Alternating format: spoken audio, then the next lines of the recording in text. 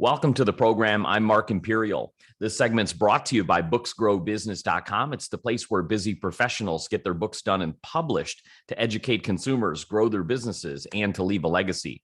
This is a series of spotlights on remarkable exit planning advisors. Joining me on this segment is Michael Stier. He's the area president of Focus CFO. Michael, welcome to the program. Mark, thank you for having me. Pleasure. Tell us a little bit about your work and tell us who specifically are the types of clients that you specialize in helping? So at real basic level, we provide fractional CFO services to small and mid-sized businesses. It can be as little as $1 million of revenue up to, our sweet spot's probably up to about 30 million, but I have clients that go as high as 100 million in revenue. And exit planning, or just value building itself, it's just really kind of a core part of our overall service that we offer to business owners. Typically, would you expect any CFO to do? So, talking about entrepreneurs and business owners, they're great at growth, but when it comes time to exiting a business, how much thought do they really put into it? What don't they know about? Kind of tell us what's on their mind when it comes time to exiting? You tee that up perfectly. I'd say it's an 80-20 rule. So 80% of the time, they have not thought about it at all, which is part of a problem. So you can go grow, as far as maybe growing top line, but your business may have little to no value to an external buyer when that time comes and you want to exit your business. And so that's what we tend to focus on, is making the business, building what we call transferable value, real sustainable transferable value in the business, something that an external buyer would be willing to pay for when it comes out of that. And that's different. So it's a lot of focus on making the business ready and attractive for an external buyer. Let's unpack that a little bit, because as you mentioned, grow, but maybe there's little to no value. Can you tell us what are the areas that might fall short, or what are they missing? What don't they know they don't know? Oh, there's probably a handful that are most common for businesses this size. Probably the most common one that detracts value tremendously is that the business is not a business without the owner. Their hands are in everything. They own the client relationships. Most of the processes within the business depend on the owner making decisions or being there. And so they can grow. I literally had this conversation with a business owner. He had tripled the revenue in his business in 3 years, thought it was doing great. And I'm like, I'm sorry to tell you, your business is probably worth zero, because it would fall apart tomorrow if you were not here. Nobody's going to buy that business. If it doesn't have, if the revenue is not something that people look as being sustainable, repeatable, sustaining over periods of time, it's not going to have value.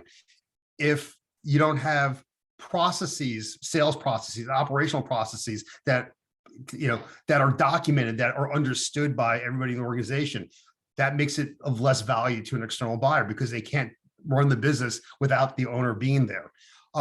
If they're dependent on one or two clients as their primary source of revenue, it's not going to have a lot of value to it. So those are just some of the common things that we see, but we get into a lot more details with them. Those sound like some really big wake-up calls for some folks. Now they're thinking about exiting, and it's like, oh, wait a minute, I really never done this before. So, one of the goals of this series is really to shed some light on what is proper exit planning. Can you kind of tell us, first of all, what are some of the myths or misconceptions? Are they thinking this is as easy as selling a house or something, or a piece of real estate? What are some of the biggest myths or misconceptions that they hold? So the classic myth is that, hey, my buddy down the street, or my buddy at the golf club or whatever, just sold his business and he got, pick a number, 7 times EBITDA or 3 times revenue for his business. So therefore my business I'm going to get the same thing for my business when I choose to sell. And that is probably furthest from the truth, because it's very situational dependent on what exactly the business is and the values ultimately in the eyes of the buyer. So tell us about the role now of an exit planning advisor. How do you come in and help that business owner work through these pillars? So there's a multi-step process involved with that.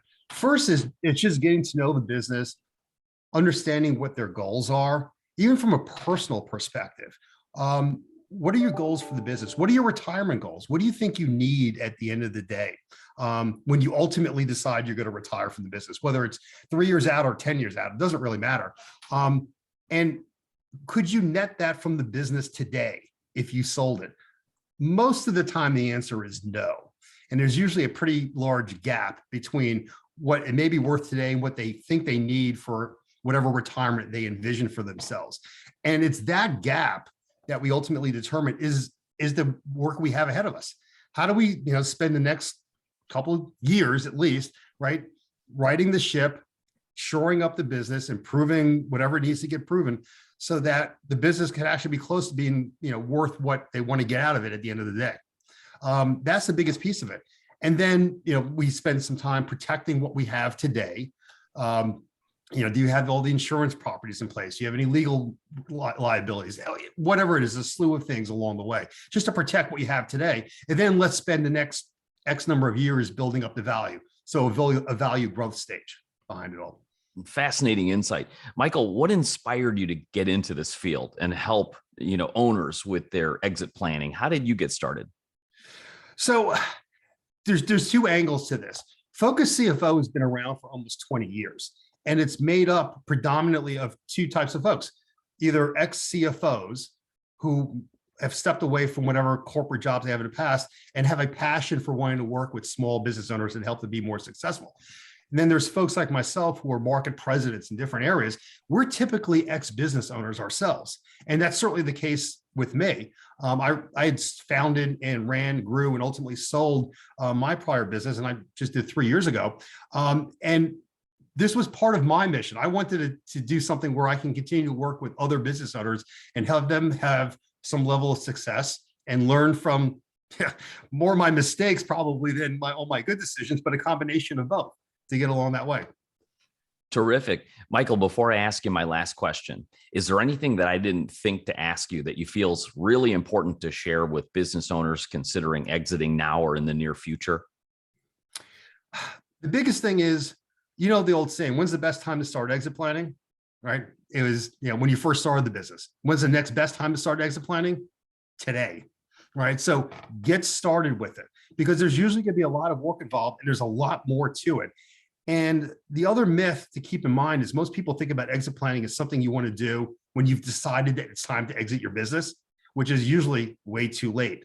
So think of exit planning as just good business strategy, good business operations. Whatever makes your business more valuable to an outside business will make your business just better in general, more profitable, et cetera, for yourself and for your employees. Sage advice. Michael, for business owners listening right now who you've inspired to get their houses in order, and if they'd like to speak with you, how do they find you and connect? The best way, just in general, is focuscfo.com. Come to our website, whether it's myself, I'm the area president here in the Carolinas, or any of my peers in all our different geographic markets. You can find us all there. That's the best place. This has been terrific. Michael, I really appreciate you taking the time to share with my audience today, and I wish you continued success for you and for all of your clients. I appreciate the time, Mark. Thank you. That was Michael Stier, Area President with Focus CFO. And this segment's been brought to you by booksgrowbusiness.com. It's the place where busy professionals get their books done and published to educate consumers, grow their businesses and practices, and to leave a legacy. That's all for now. I'm Mark Imperial, and thanks for joining me.